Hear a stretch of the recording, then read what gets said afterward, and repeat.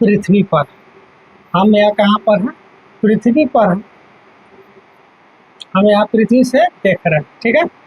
और हमारा वायुमंडल जो है, वायुमंडल जो है पूरी भाग में नहीं होता है, कुछ ही भाग में होता है।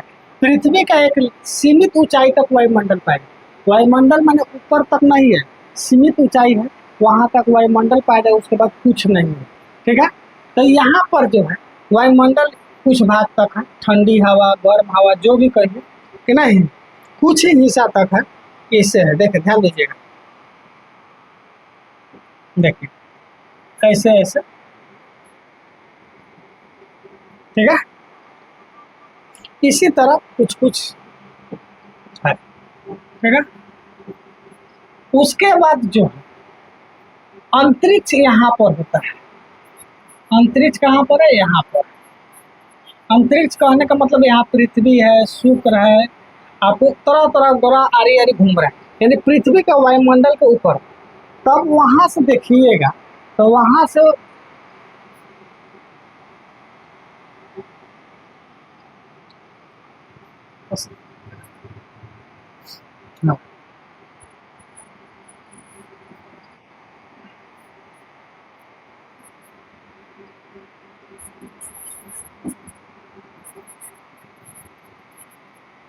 चलो अब यहाँ पर ध्यान दीजिएगा, ये हम पृथ्वी, पृथ्वी का कुछ भाग, ये जो है वायुमंडल है।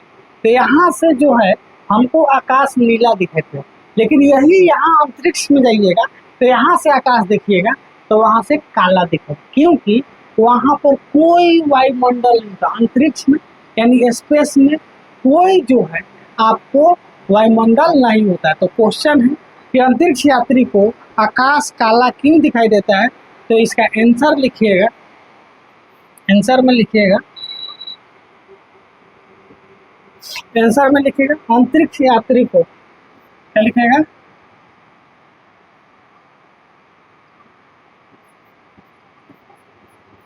अंतरिक्ष यात्री को, अंतरिक्ष यात्री को, यात्री को, अंतरिक्ष यात्री को आकाश काला दिखाई देता है। अंतरिक्ष यात्री को आकाश काला दिखाई देता है, क्योंकि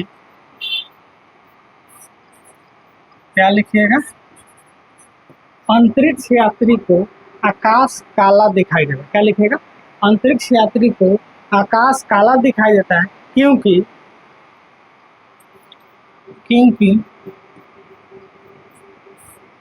अंतरिक्ष में, कौन चीज में, अंतरिक्ष में कोई वायुमंडल